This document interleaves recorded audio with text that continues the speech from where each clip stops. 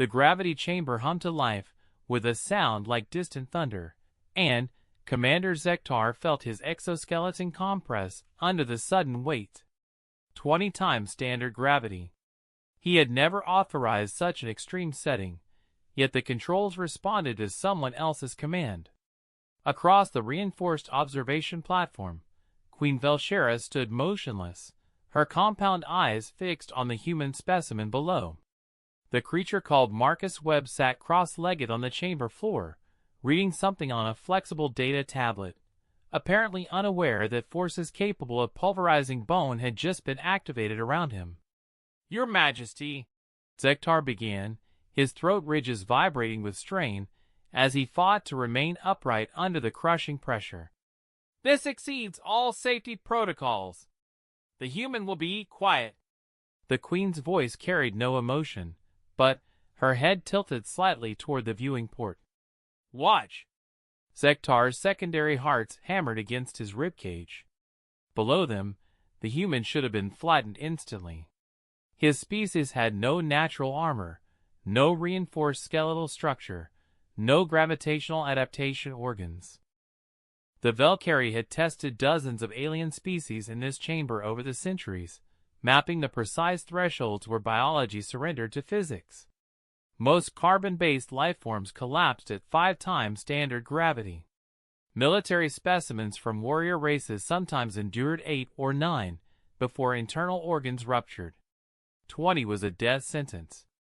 Yet Marcus Webb merely shifted his weight, crossing one leg over the other, and turned a page on his tablet with a casual swipe of his finger.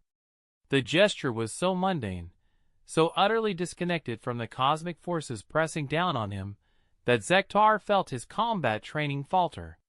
He had commanded fleets through spatial anomalies. He had witnessed stellar collapses. But this defied everything he understood about biological limitations. "General," the Queen said, her voice soft as silk over razor wire. "Increase it." "Your Majesty, I must protest." 25. Zektar's claws hesitated over the controls. The human delegation had arrived 3 solar cycles ago, requesting an audience to discuss Earth's petition for membership in the Galactic Concilium. Standard diplomatic procedure. The Valkyrie Empire held significant voting influence, and protocol demanded thorough evaluation of any prospective species. But this was not evaluation. This was something else entirely. "The Concilium regulations clearly state, the Concilium," Queen Velshera interrupted, her mandibles clicking with what might have been amusement, "has never encountered humans. They speak of peace. They present carefully worded treaties. They smile with their exposed teeth and call it friendship."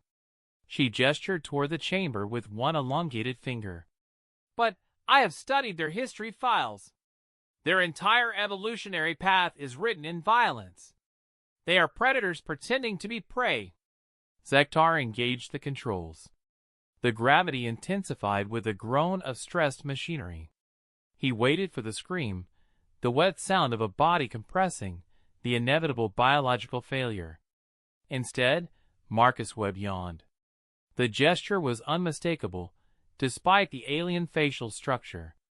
The human's jaw distended slightly, his eyes narrowed, and one hand rose to partially cover his mouth in what their cultural database identified as a polite reflex. The movement was lazy, unself-conscious, the kind of thing a being did when mildly bored or in need of sleep, not when being crushed by forces that would liquefy steel. "Fascinating," the Queen whispered. "He does not even realize we are testing him. Your Majesty, perhaps he has cybernetic enhancements. Our scans might have missed. Our scans miss nothing, General. You know this." She leaned closer to the reinforced glass, her reflection merging with the image of the human below. "He is entirely biological, entirely natural, and entirely unbothered by conditions that would kill either of us 3 times over." Zektar forced himself to examine the data streams flowing across the monitoring screens. The human's vital signs remained stable. heart rate slightly elevated, but within normal parameters for his species. Respiration steady. No signs of distress. The readout suggested Marcus Webb was experiencing roughly the same physiological stress as a Valkyrie taking a brisk walk. Their planet, the Queen continued, her voice taking on a contemplative quality that Zektar had learned to fear in his 3 decades of service. Earth, they call it. Do you know what makes it unique among the 73 inhabited worlds we have catalogued? I am not familiar with. Its gravity is precisely at the threshold we consider uninhabitable for prolonged civilization development. Not the highest in the galaxy, but, combined with its atmospheric pressure, its magnetic field fluctuations, its weather patterns. She trailed off, watching the human stretch his arms above his head in a gesture of casual comfort. They evolved in conditions most species would classify as a prison planet. Zektar felt his combat assessment protocols engaging automatically, the way they always did when a situation shifted from diplomatic to potentially hostile. You believe they are dangerous.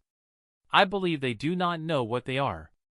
The Queen's eyes never left the viewing port, which makes them far more dangerous than any species that does. Below them, Marcus Webb set his tablet aside and stood up. The movement was fluid, economical, the product of a body perfectly adapted to its environment.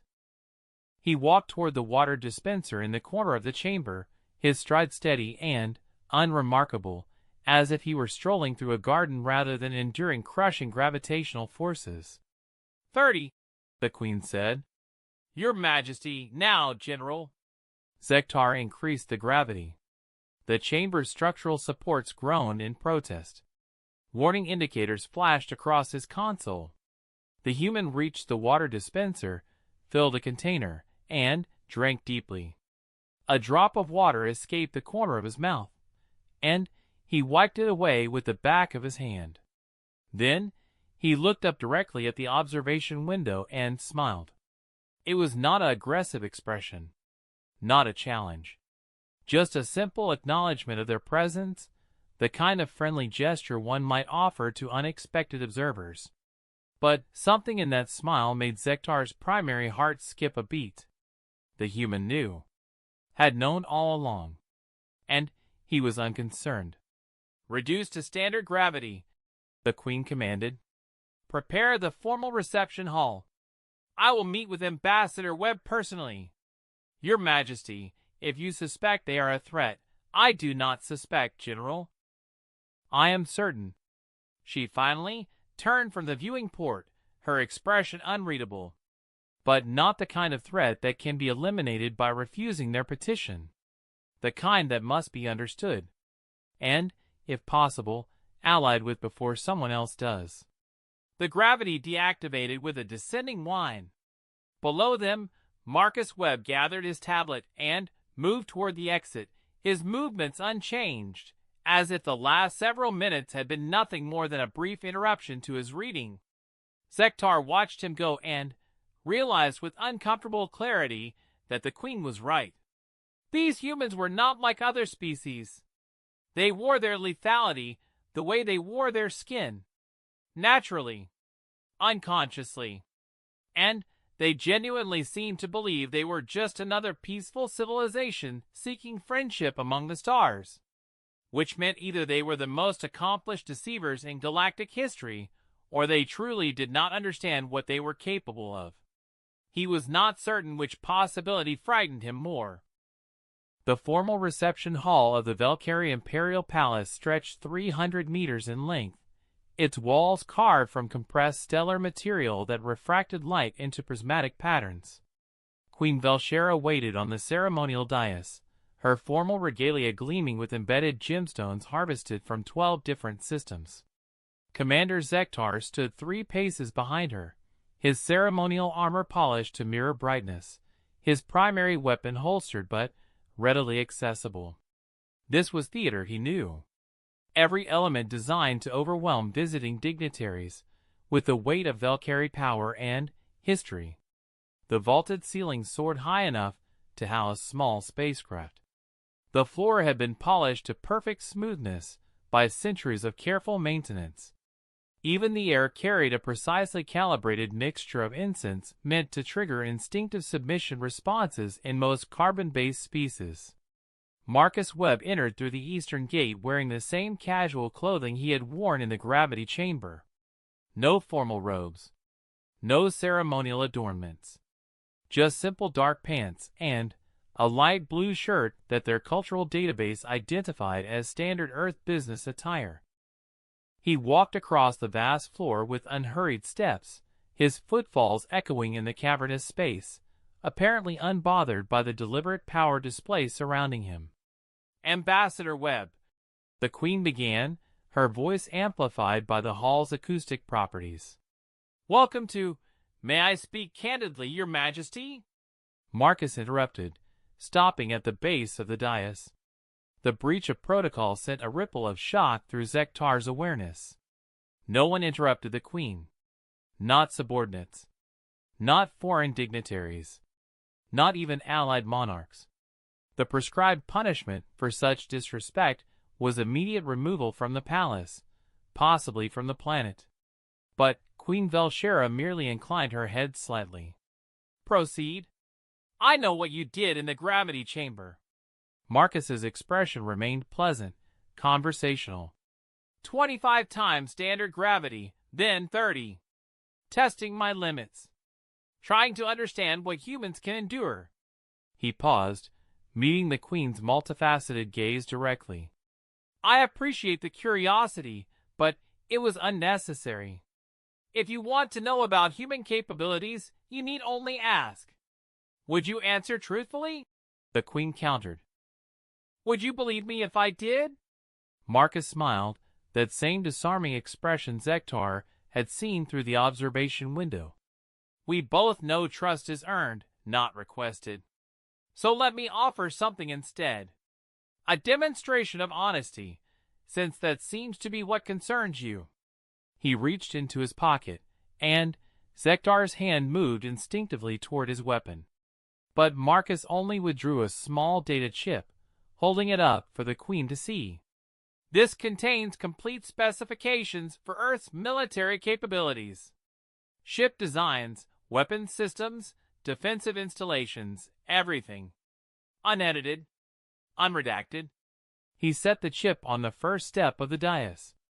"I am authorized to provide this to you personally, with the understanding that it will remain confidential between our governments." "Why?" The Queen's voice carried genuine puzzlement. "No species offers such information freely. It eliminates strategic advantage. Because we don't want advantages, Your Majesty. We want allies." Marcus gestured at the grand hall surrounding them. "The Velkari Empire has stood for 12,000 years. You have survived wars, political upheavals, economic collapses. You know how to endure. Earth is barely 300 years into our space age. We are children by comparison, and we know it. Children," the Queen repeated slowly, "who can withstand 30 times standard gravity without augmentation. A quirk of evolution." Marcus shrugged. "Earth's gravity is higher than most habitable worlds. Our ancestors adapted or died. But physical resilience does not equal wisdom, and we have made enough mistakes in our history to understand the value of learning from those who have already walked the paths we are beginning." Zektar studied the human carefully, analyzing every micro-expression, every subtle shift in posture. His combat training screamed warnings. This was too smooth, too perfectly calibrated. No species became apex predators through genuine humility. Yet Marcus Webb displayed no telltale signs of deception, no physiological markers of stress. "You speak of mistakes," the Queen said, descending one step from the dais. "Your species has a documented history of extreme violence. 14 major wars in the last 2 centuries alone. Weapons capable of rendering your own planet uninhabitable. Why should I believe you seek peace now? Because we have already made the choice you are worried about." Marcus's expression grew serious for the first time. "Yes, we developed weapons that could destroy our world. Yes, we used them. Not to complete annihilation, but close enough to understand what we were capable of. And then we stopped. Stopped? Zektar could not help interjecting. Species do not simply stop pursuing military advantages. We did not stop developing defenses or maintaining security, Commander. We stopped treating our own kind as enemies worth destroying. Marcus turned to address him directly. It took nuclear fire to teach us that lesson. Approximately 200 million casualties across all fronts before the armistice. Entire cities reduced to shadows on concrete. But we learned. Or you merely exhausted your capacity for violence, the Queen suggested. With respect, Your Majesty, you tested my physical capacity an hour ago and found it considerably greater than expected. Do you truly believe our capacity for violence has limits you can measure? Marcus let the question hang in the air for a moment. We chose peace not because we were incapable of continuing war, but because we finally understood that strength without purpose is merely destruction. And destruction has no future. The Queen descended another step, bringing herself nearly to eye level with the human. Beautiful words, Ambassador. But I have seen your entertainment media. Your stories glorify warriors, celebrate violence, romanticize conflict. Your cultural identity is steeped in combat. Yes, Marcus agreed simply. We are a species that understands violence intimately, which is precisely why we now value peace so highly. Only someone who has truly experienced darkness can appreciate light. Only someone who has held the power to destroy can understand the courage required to create instead. You claim Earth seeks membership in the Concilium purely for diplomatic benefit, the Queen said. Yet your planet possesses resources other species would war over. Rare minerals, unique biological compounds, strategic positioning near several important trade routes. What do you truly want from us? Marcus was quiet for a long moment, his expression thoughtful. When he spoke, his voice carried an unexpected vulnerability. Survival, Your Majesty. Not for this generation or the next, but for the hundreds that will follow. Earth is one planet, one system. We have no colonies, no territorial expansion, no economic dependencies to sustain us if disaster strikes. We are alone in a galaxy we barely understand, and we know that isolation is a death sentence for any species that wishes to endure. So you seek protection. We seek connection. Protection implies weakness, and, while we acknowledge our inexperience, we do not come empty-handed. Marcus gestured toward the data chip. Review our specifications. You will find our defensive technologies are quite sophisticated, particularly our shield harmonics and energy distribution systems. We would happily share that knowledge with allied governments. Zektar caught the Queen's subtle gesture and retrieved the data chip, inserting it into his analysis device. Numbers and schematics flooded across the holographic display. His eyes widened as he processed the information. The humans had not exaggerated. Their defensive systems showed innovations the Velcari military had been researching for decades without success. How did you develop multi-phase shielding? He demanded. The energy requirements alone should be prohibitive. We had good motivation, Marcus replied. When you live under the threat of planetary annihilation, you innovate quickly. Our scientists solved the power distribution problem about 40 years ago. We have been refining the technology since then. This changes strategic assessment considerably, Zektar said to the Queen in their native language, momentarily forgetting diplomatic protocol. I understand Velcari, Commander, Marcus said pleasantly. Most human diplomats learn the languages of key governments before assignment. It seemed respectful. The Queen's mandibles clicked in what Zektar recognized as genuine amusement. You are either remarkably honest or remarkably skilled at appearing so, Ambassador Webb. I prefer to think I am simply practical, Your Majesty. Deception requires excellent memory to maintain consistency. Truth requires only honesty, which is considerably less exhausting. Marcus smiled again. Though I will admit, my government carefully selected what truths to share and what to withhold. We are not naive. No, the Queen agreed, studying him with her compound eyes. I am beginning to understand that you are very much not naive.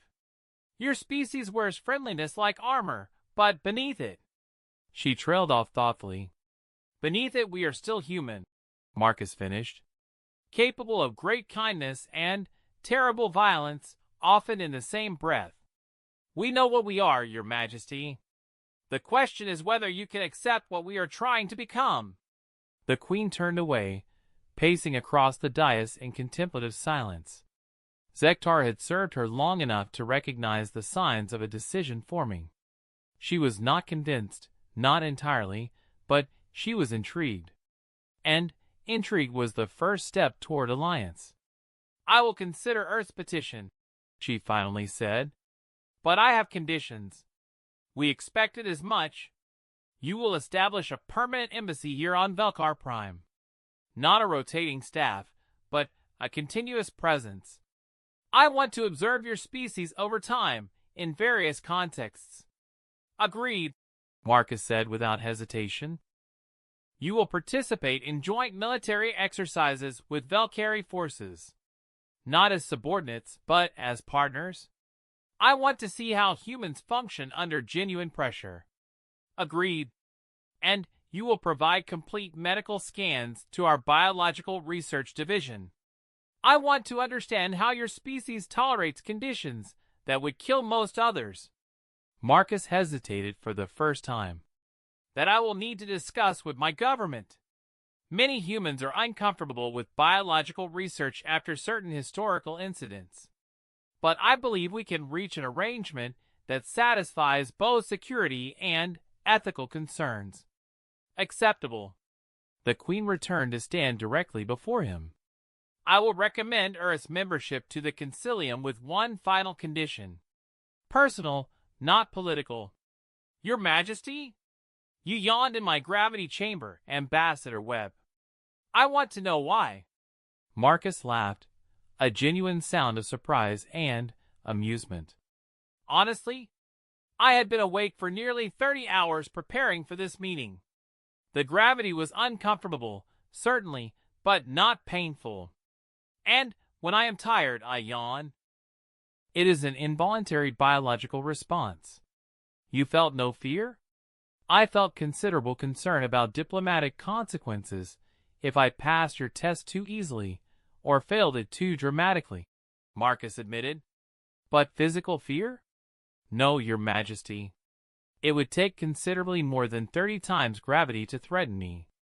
Earth's surface gravity is approximately 1.3 times galactic standard. We train our astronauts at up to 6 times Earth gravity for extended periods. 30 times standard is only about 23 times what I experience daily. Difficult, but manageable. The Queen was silent for a long moment. Then, she extended her hand in the human gesture of greeting Marcus had demonstrated during their initial introduction. Welcome to the Galactic Concilium, Ambassador. I believe this will be the beginning of a very interesting alliance. Marcus clasped her hand gently, mindful of the significant strength differential. Thank you, Your Majesty. I hope we can exceed your expectations. Oh, I am quite certain you will, the Queen replied. The question is whether the galaxy is ready for you. As Marcus departed the reception hall, Zektar moved to stand beside his queen. You believe they are trustworthy?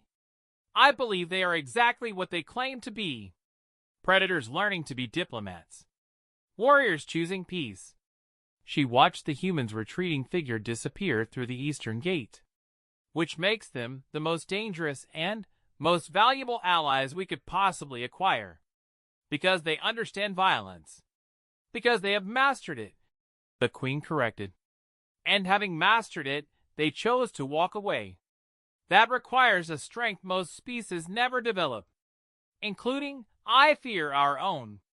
Zektar considered this, his tactical mind already calculating the implications of a human alliance. The other Concilium members will be skeptical. Let them be skeptical. We will have access to their shield technology while they waste time debating. The Queen's eyes gleamed with satisfaction. Sometimes the greatest advantage is simply recognizing value before others do. And if we are wrong about them, then we will be the first to know and the first to respond. She ascended the dais once more, settling into her ceremonial throne. But I do not believe we are wrong, General. I have evaluated thousands of species over my reign. I have learned to recognize when a civilization has reached maturity. Humans may be young, but they have the wisdom of a species that has stared into the abyss and chosen to step back. Most species never face that choice. Precisely, the Queen agreed, which is why most species never truly understand the value of peace. They advocate for it theoretically, philosophically. But humans have paid the price for violence in their own blood. They know what it costs. And knowing the cost, they still choose peace. That is not weakness, General. That is terrifying strength under perfect control. Zektar bowed his acknowledgement and retreated to his position, but his mind continued working through the implications. The galaxy had existed in relative stability for nearly 2,000 years, maintained through careful balance between major powers. The introduction of a species like humanity could disrupt that balance completely, or it could strengthen it in ways no one had anticipated. Time would reveal which outcome prevailed. But watching Marcus Webb walk away from a test that should have killed him while yawning from simple exhaustion, Zektar suspected the galaxy was about to change in ways neither he nor anyone else could fully predict. And change, he had learned over decades of military service, was the one constant that even the most powerful empires could never fully control. The joint military exercise commenced 6 months after Earth's formal acceptance into the Galactic Concilium. Commander Zektar stood on the bridge of the Imperial flagship Velshera's Pride, monitoring holographic displays that showed friendly forces in blue and simulated hostile targets in red. The exercise scenario was straightforward: a coordinated defense of a civilian station against a superior attacking force. Standard tactical assessment for evaluating how different species' military doctrines integrated with Valkyrie command structures. The human contingent consisted of a single frigate-class vessel designated USS Odyssey. Modest by Concilium standards, barely a third the mass of the smallest Valkyrie warship. Its weapon systems showed respectable but unexceptional output ratings. Its defensive shields registered as adequate for its size class. On paper, the Odyssey represented exactly what one would expect from a species new to galactic-scale warfare: competent but unremarkable. "All ships report ready status," his tactical officer announced. "Initiating exercise sequence in 30 seconds. Zektar activated his communication link to the human vessel. "Captain Martinez, confirm your position in the defensive formation." "Position confirmed, Commander." The human captain's voice carried the calm professionalism common to military officers across species. "We are holding station Delta 7, prepared to execute assigned protocols." "Understood. Remember, this is an evaluation exercise. Do not deviate from established tactics without authorization." "Acknowledged, Commander." "Odyssey will follow Valkyrie command structure throughout the exercise." The simulation began. Red markers appeared on the holographic display, representing an attacking force of 12 warships advancing on the civilian station. Valkyrie doctrine called for a layered defense: heavy cruisers forming a primary line, destroyers providing mobile support, and lighter vessels like the Odyssey protecting vulnerable flanks. For the first 7 minutes, everything proceeded exactly as predicted. Valkyrie ships engaged targets with practiced precision, their coordinated fire patterns methodically reducing the attacking force. The Odyssey maintained its assigned position, contributing modest but acceptable firepower to the overall defense. Then, the simulation parameters changed. Multiple hostile signatures detected, the tactical officer reported, his throat ridges flaring with surprise. 36 additional vessels entering from Vector Theta 9. We are now outnumbered 4-1. This was the real test. The initial scenarios served merely as baseline. Now the exercise would reveal how different species responded to overwhelming odds and tactical chaos. Zektar had observed numerous allied forces crumble under such pressure, their command structures fragmenting as individual captains prioritized survival over coordination. "All ships, execute Defensive Protocol Omega," he commanded. "Consolidate formation around the station. Prioritize target elimination over pursuit." The Valkyrie fleet responded instantly, centuries of military tradition ensuring smooth execution even under adverse conditions. But, as Zektar monitored the tactical display, he noticed something unexpected. The Odyssey was moving. "Captain Martinez, you are breaking formation," he said sharply. "Return to your assigned position immediately." "Negative, Commander. Requesting permission to engage hostiles at Vector Theta 9 independently." "Permission denied. You are outnumbered 36-1. Return to formation." "With respect, Commander, our tactical analysis suggests we can reduce those odds significantly within the next 4 minutes." Martinez's voice remained calm, almost conversational. "We will not require support."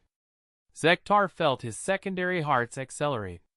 The human was either insane or catastrophically overconfident. "Captain, this is a direct order." "Return to—" The Odyssey accelerated.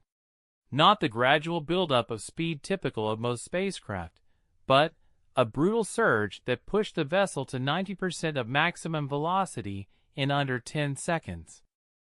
The ship's trajectory carried it directly toward the center of the approaching hostile force, a maneuver so tactically absurd that Zektar initially thought the human navigation systems had malfunctioned. "Tactical, what is the Odyssey doing?" he demanded. "Unknown, Commander. Their weapons are powering up, but their shields—" The tactical officer's voice trailed off in confusion. "Their shields are configured in a forward-focused array. They have left their rear and flanks completely unprotected." It was suicide. Every military doctrine in the Concilium emphasized balanced defensive coverage. Concentrating shields forward might protect against initial strikes, but the moment enemies flanked the vessel, it would be torn apart by crossfire. The Odyssey plunged into the hostile formation like a missile. What happened next defied every tactical principle Zektar had studied in 4 decades of military service. The human ship did not attempt to maneuver defensively. It did not try to minimize incoming fire. Instead, it accelerated directly through the center of the enemy formation, its weapons firing in a continuous cascade that seemed to violate standard energy management protocols. "How are they sustaining that fire rate?" the tactical officer asked, his voice edged with disbelief. "Their power output should have maxed out 30 seconds ago." "Unknown," Zektar replied, unable to tear his eyes from the display. The Odyssey's weapon systems were firing at nearly 3 times the theoretical maximum for a vessel its size. Hostile ships exploded in rapid succession, their simulation parameters registering catastrophic damage from impacts that should have been merely significant. "Commander, their weapons are not utilizing standard energy dispersion," the tactical officer reported. "They are concentrating fire on structural weak points with extreme precision. Each shot is achieving maximum damage efficiency." The Odyssey banked hard, a maneuver that would have torn most ships apart under such velocity. It rotated on its central axis while maintaining forward momentum, bringing fresh weapon batteries to bear on targets that had moved to flank it. More explosions bloomed across the tactical display. 18 hostile vessels eliminated, the tactical officer announced. Time elapsed, 2 minutes 40 seconds. Impossible. Even Valkyrie heavy cruisers required sustained coordinated fire to eliminate that many targets in such a brief window. The Odyssey was a fraction of their size, supposedly operating at the tactical sophistication of a newly spacefaring civilization. Captain Martinez, Zektar said slowly, explain your tactical doctrine. Earth military philosophy emphasizes speed, precision, and aggressive momentum, Commander. Martinez sounded slightly breathless now, probably from the extreme G-forces his maneuvers were generating. We find that overwhelming offense often provides better survival odds than balanced defense. Our shields can handle forward impacts for the duration required to eliminate threats. Your crew must be experiencing lethal acceleration forces. 15 Gs, sir. Well within human tolerance for short durations. 15 Gs. The number hung in Zektar's mind like an accusation. Valkyrie crews required specialized pressure suits to survive 5 Gs for more than brief moments. Most Concilium species fell unconscious between 3 and 4. Yet the humans considered 15 Gs well within tolerance. The Odyssey completed another impossible turn, its shields flaring brilliant blue as concentrated fire finally found its mark. The tactical display showed the shields dropping to 40% strength. Any other ship would have disengaged, retreated to defensive lines for shield regeneration. The Odyssey accelerated harder. 24 hostiles eliminated, the tactical officer updated. Odyssey's shields at 30%. They are maintaining attack profile. Captain, withdraw immediately, Zektar ordered. Your shields are failing. Shields are holding, Commander. We need approximately 90 more seconds. You do not have 90 seconds. Your defensive systems are about to collapse. Then, we will finish before they do.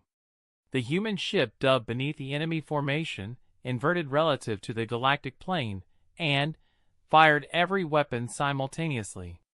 The concentrated barrage obliterated 4 vessels in a single overwhelming strike. The Odyssey's shields flickered, dropped to 15%, and somehow held. All hostile vessels eliminated, the tactical officer announced, his voice hollow with shock. Time elapsed, 3 minutes, 52 seconds. The Odyssey is maneuvering back to formation.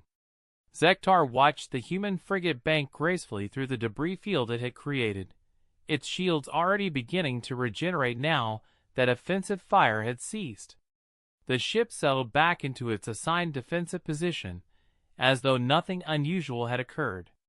Captain Martinez, Zektar said carefully, you just eliminated 48 hostile vessels single-handedly. 48 simulated vessels, Commander. With respect, the exercise parameters likely did not account for human tactical doctrine. Our approach would be less effective against experienced opponents familiar with our capabilities. Less effective, Zektar repeated. You destroyed an entire battle group in under 4 minutes using a ship 1/10 their combined mass. The simulation parameters gave us advantages, sir. Real combat would involve adaptive enemy responses, electronic warfare, and significantly more variables. We simply exploited the scenario as designed. Zektar terminated the communication and turned to his tactical officer. Analysis. Could they replicate that performance against actual opponents? The tactical officer studied his displays, his expression troubled. Unknown, Commander. Their tactics violate conventional doctrine so completely that standard tactical models cannot predict outcomes. But, based on observed capabilities. He paused, clearly uncomfortable. If their shields and weapons maintain those performance characteristics, and if their crews can genuinely tolerate those acceleration forces repeatedly, then yes. They could potentially replicate this result against most Concilium standard military forces. Most forces? I would not want to test those tactics against a Valkyrie dreadnought, sir. Or against mass fire from prepared defensive positions. But in open combat against numerically superior conventional forces. The tactical officer met Zektar's eyes. They would likely prevail.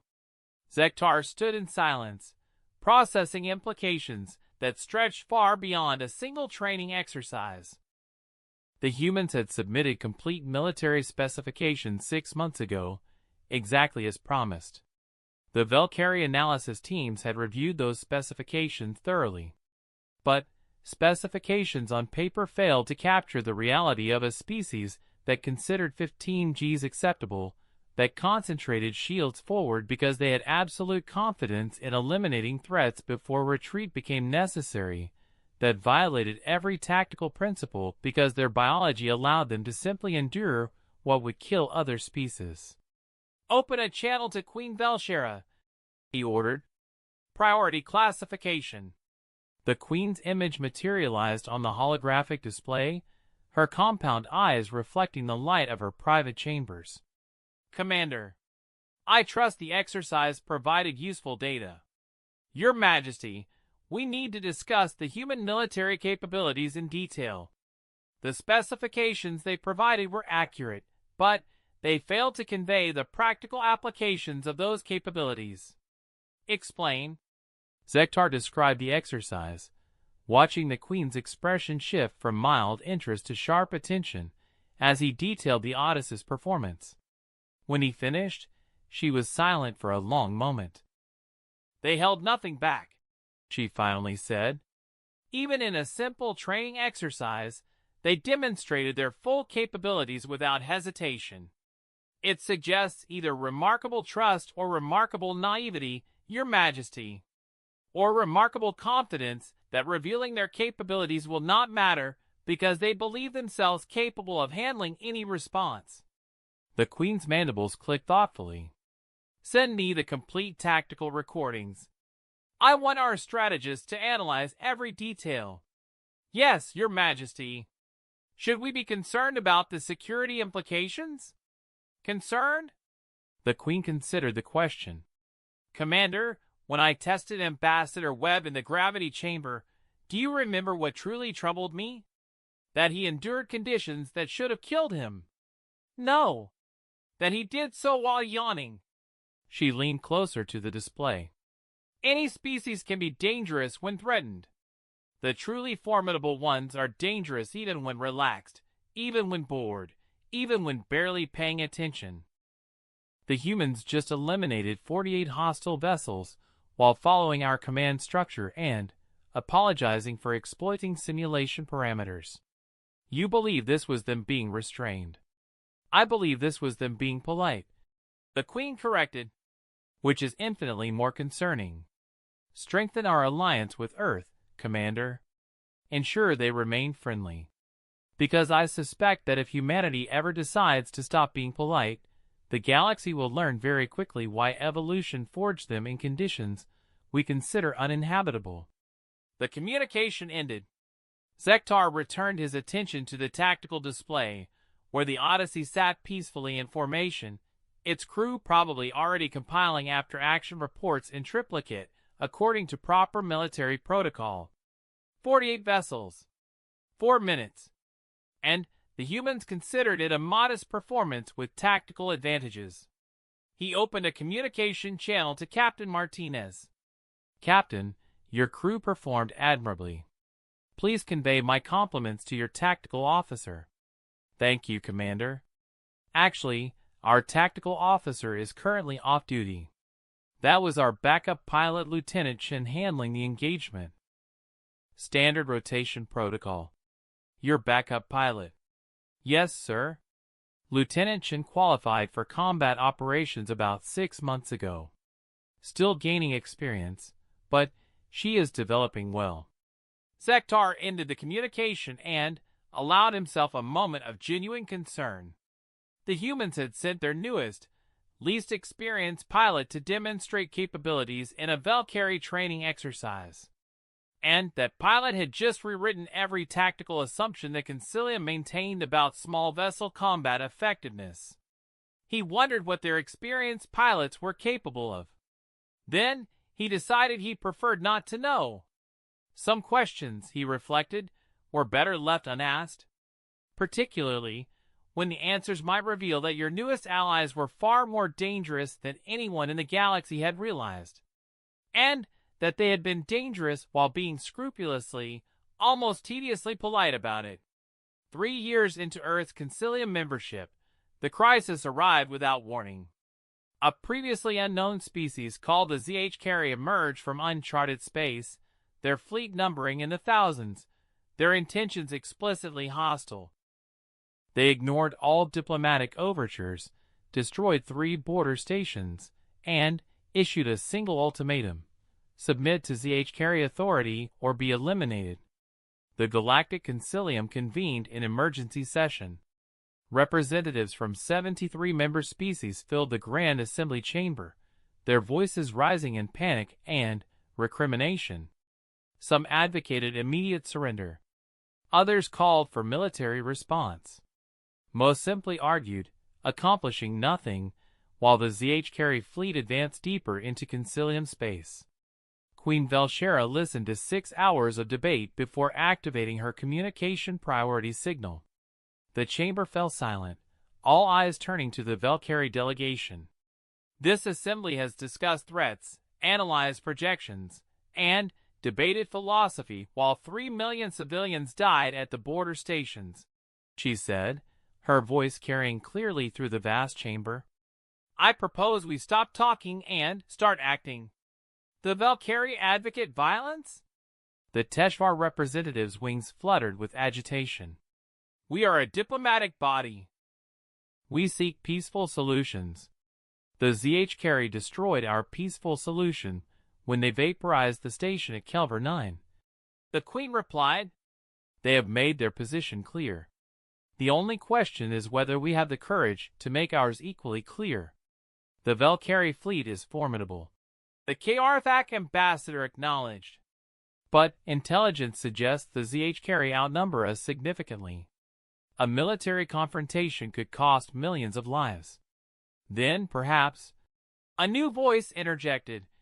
We should ask the humans what they think.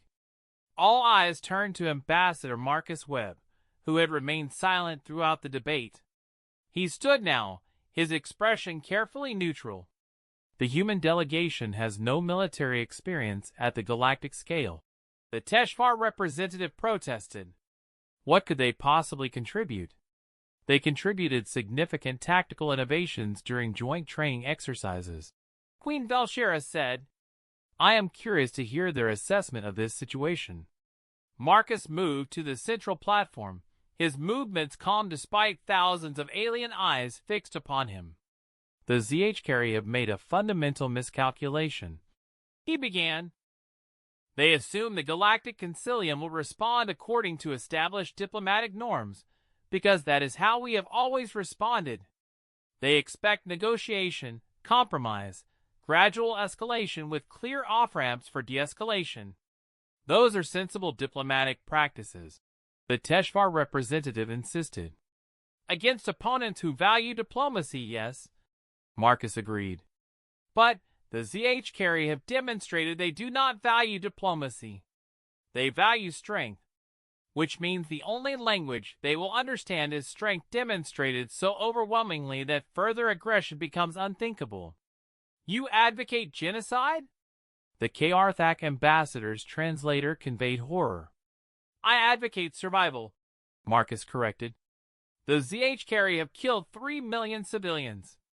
They are advancing toward populated systems with clear intent to kill millions more.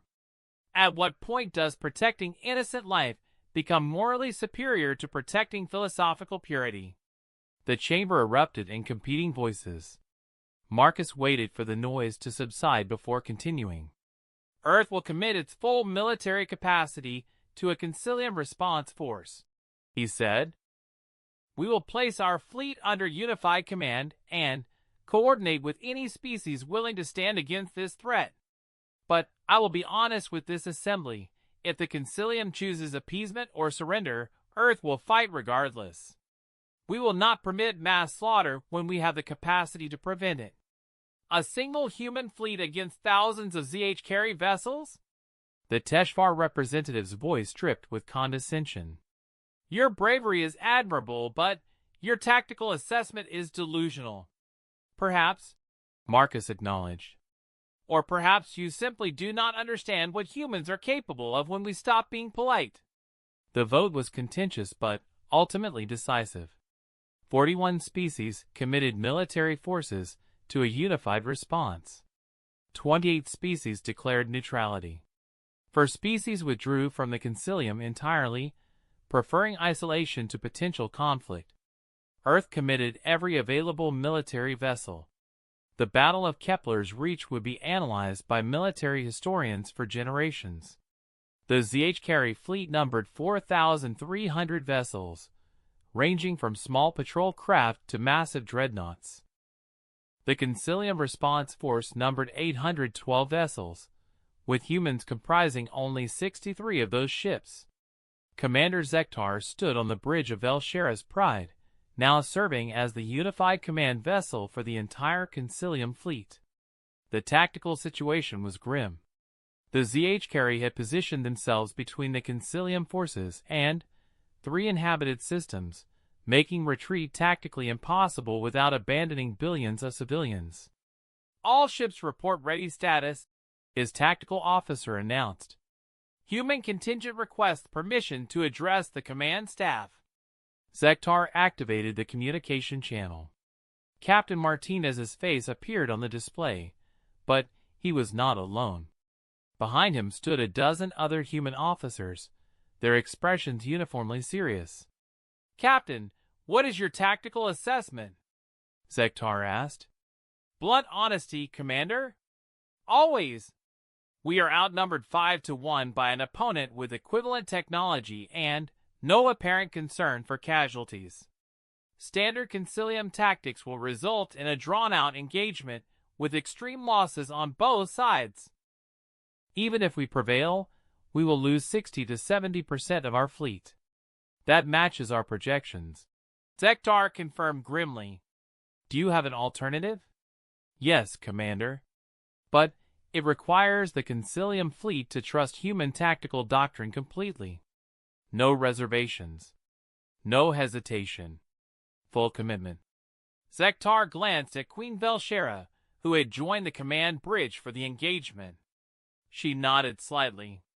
Explain your plan, Captain. The ZH-carry have numerical advantage, but they are fighting conventionally. They expect conventional responses. We give them something they have never encountered before. Martinez gestured to one of the officers behind him. This is Admiral Chen.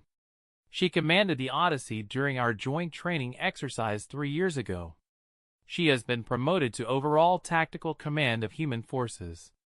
The young officer, who had eliminated 48 simulated vessels in 4 minutes, stepped forward. She looked barely older than she had during the exercise, but her eyes carried the weight of someone who had seen real combat. The plan is simple, Admiral Chen said. Human vessels will execute a penetration assault directly through the center of the ZH-carry formation. We will absorb their initial fire, draw their forces toward us, and create gaps in their defensive coverage. Concilium vessels will exploit those gaps with coordinated strikes on priority targets identified during the initial engagement. You are proposing to use human ships as bait, Zektar said slowly. We are proposing to use human ships as a hammer, Chen corrected. The ZH-carry will focus on us because we will represent the most immediate threat. While they are distracted, the rest of the fleet delivers devastating strikes to their command infrastructure and capital ships. Once their coordination collapses, we mop up remaining forces in a conventional engagement. Your casualties will be catastrophic. Our casualties will be acceptable, Chen replied with absolute certainty. We have run simulations. If the Concilium fleet executes the secondary assault properly, we estimate 70% of human vessels will survive the initial penetration. That is considerably better odds than a conventional engagement. 70% survival after deliberately flying into concentrated fire from thousands of hostile vessels. The humans discussed it as though it were a favorable exchange. What if your simulations are wrong? Zektar asked. What if HFY defensive fire is more effective than projected? Then we adapt, Chen said simply. But, Commander, with respect, we are out of good options. We can fight conventionally and lose most of our fleet while maybe winning, or we can fight aggressively and lose some of our fleet while definitely winning. Earth chooses the second option. Zektar looked to the Queen again. She studied the human officers in silence before speaking. You understand that if this plan fails, humanity will bear the greatest losses? She asked. Other species will question why we allowed Earth to sacrifice itself. Your Majesty, Marcus Webb said, joining the communication from his position aboard the human flagship. When Earth joined the Concilium, we did not do so seeking protection. We did so seeking purpose. The chance to stand with others against darkness. To prove that strength used in service of others is the highest expression of civilization. He paused. You tested me in a gravity chamber 3 years ago because you wanted to understand what humans could endure. Now you have the answer. We can endure whatever is necessary to protect those we have sworn to defend. The Queen's mandibles clicked softly. Very well. Admiral Chun, you have tactical command. All Concilium vessels will coordinate with human forces according to your battle plan. The communication channel filled with protests from other species commanders, but the Queen silenced them with a single gesture. We have debated long enough. Now we fight. Commander Zektar, relay the coordination parameters to all vessels. Any ship that fails to execute assigned protocols will be considered in violation of Concilium Military Charter. The protests ceased. Across 812 vessels, crews made final preparations. The HFY fleet waited ahead, their formations perfect, their confidence absolute. All human vessels. Admiral Chen's voice carried across the command network. Activate Protocol Omega. Full-speed assault. Target their command carrier. Show them what humanity brings to the galaxy. 63 human ships accelerated as one. Zektar watched the tactical display as those tiny points of blue light surged forward, building velocity that pushed them to speeds most Concilium vessels could not safely maintain. The HFY responded immediately, their defensive formations tightening, their weapons powering up for concentrated fire. The first human ship hit the HFY formation at 94% maximum velocity. Its shields flared brilliant white as thousands of weapons targeted it simultaneously. The ship's defensive systems held for 8 seconds, then collapsed. But in those 8 seconds, its weapons fired continuously, eliminating 17 HFY vessels. The second human ship followed 3 seconds later, punching through the gap created by the first.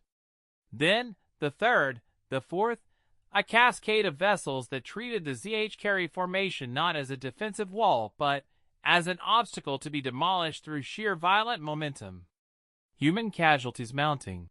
The tactical officer reported, his voice strained. 12 vessels destroyed. 15 heavily damaged. HFY command carrier taking fire. Another officer announced. Multiple human vessels concentrating fire on primary target. Zektar forced himself to watch as more human ships died, their sacrifice measured in seconds of sustained fire before shields collapsed and hulls ruptured. But each death created chaos in the HFY formation, forced them to redirect defensive resources, open gaps in their coverage. All Concilium vessels, he commanded, his voice steady despite the horror he was witnessing. Execute secondary assault pattern. Target the coordinates Admiral Chen is transmitting. Maximum firepower. The remaining 749 Concilium ships opened fire simultaneously. Energy beams and kinetic projectiles converged on the gaps the humans had torn through HFY defenses. Capital ships that had been protected by overlapping defensive screens suddenly found themselves exposed, vulnerable. The HFY command carriers' shields collapsed under sustained fire from 17 different directions. Its hull breached. Secondary explosions rippled through its superstructure. HFY command carrier destroyed, the tactical officer announced. Enemy formation cohesion degrading. Multiple vessels attempting to retreat. Do not let them reorganize, Sektar ordered. All vessels maintain assault. Prioritize command ships and communications relays. The battle devolved into chaos after that, but chaos that favored the Concilium forces. Without centralized coordination, the HFY numerical advantage became a liability. Ships collided trying to maneuver in congested space. Defensive fire lacked coordination. The surviving human vessels, now joined by the full Concilium fleet, systematically eliminated targets with brutal efficiency. 6 hours later, it was over. The HFY fleet had been destroyed. 4,300 vessels reduced to debris and scattered survivors desperately broadcasting surrender signals. The Concilium fleet had lost 191 ships total. 41 of those losses were human vessels. Sektar stood in silence on the command bridge, staring at the tactical display that now showed only scattered hostile signatures and a galaxy forever changed. 63 human ships had entered the battle. 22 had survived. But those 22 ships had eliminated over 800 HFY vessels before the Concilium secondary assault even began. Commander, his tactical officer said quietly, Admiral Chen is requesting communication. The young human officer appeared on the display. Her uniform was torn, blood streaked across her face from what looked like a head wound, but she stood straight and her voice remained steady. Commander Sektar, human forces report mission accomplished. We are securing surrender of remaining hostile vessels and providing assistance to damaged Concilium ships. Request permission to begin search and rescue operations for our lost crews. Permission granted, Admiral. Sektar struggled to find adequate words. Your performance exceeded all projections. The Concilium owes humanity a debt that cannot be measured. With respect, Commander, humanity owes the Concilium nothing less than our absolute best effort, Chen replied. We joined this alliance knowing there would be costs. We paid those costs willingly. 41 ships, Admiral. Thousands of crew members. 2,733. Chen said, her voice finally showing emotion. Every single one a volunteer. Every single one proud to stand with allies they believed in.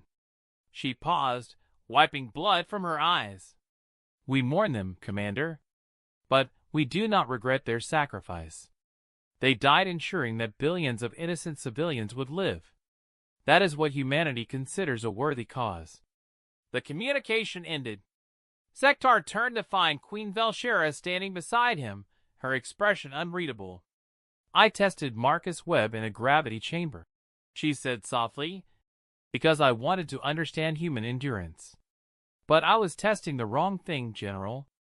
Physical endurance is remarkable, but ultimately just biology. She gestured toward the tactical display showing the debris field where human ships had died. This is endurance of a different kind. The willingness to pay any cost for principles they believe in. Most species speak of sacrifice abstractly. Humans measure it in names and remember each one. They are terrifying, Your Majesty. Yes, she agreed. Terrifying allies. And I am profoundly grateful they chose to be allies rather than enemies. She activated the fleet-wide communication network. All Concilium vessels, this is Queen Velshera. The human forces have secured victory through extraordinary courage. I am issuing a standing order. Any human vessel will receive absolute priority for repair, resupply, and medical assistance. Furthermore, the Valkyrie Empire will construct a memorial at Kepler's Reach honoring every crew member who fell in this battle. Their sacrifice will be remembered for as long as our civilization endures. Across the communication network, acknowledgments poured in from dozens of species. But Zektar noticed one voice absent. "Where is Ambassador Webb?" he asked. His tactical officer consulted the fleet roster. "Aboard the USS Valiant, Commander. She is among the severely damaged vessels. Life support is marginal but stable." Zektar opened a direct channel. After several seconds, Marcus Webb's face appeared. He looked exhausted, his face pale, but alive. "Ambassador, I am relieved to see you survived." "Barely, Commander. Our captain made some aggressive choices during the engagement. But we are still here, still breathing." Marcus managed a weak smile. "I believe this is where I am supposed to say something profound about humanity's resolve or our commitment to the concilium. But honestly, I am too tired for profound statements. Can we simply agree that we will rebuild, we will remember those we lost, and we will continue standing together?" "We can agree to that," Zektar confirmed. "Rest, Ambassador. You have earned it." As the Concilium fleet began the long process of recovery and repair, Zektar reflected on the strange path that had brought them to this moment. 3 years ago, he had watched a human yawn under 30 times gravity and thought he understood what that implied about their species. He had understood nothing. Physical resilience was merely the foundation. The true measure of humanity lay in their willingness to fly directly into overwhelming fire because others needed them to sacrifice thousands of their own to save billions they had never met, to turn principles about protecting the innocent into actions measured in blood and wreckage and absolute commitment. The galaxy had gained a terrifying ally. And Zektar was grateful beyond words that Earth had chosen the path of alliance rather than conquest. Because a species capable of this level of sacrifice for friends would be absolutely devastating to enemies. Some species evolved under gentle suns and kind gravity. They developed philosophy, art, and delicate diplomatic traditions. Humans evolved under crushing gravity on a planet that tried to kill them daily. They developed stubbornness, resilience, and an absolute refusal to surrender when others depended on them. The galaxy, Zektar reflected, was about to learn which evolutionary path produced the stronger civilization. He suspected the answer would surprise everyone except the humans themselves, who would probably just yawn and get back to work.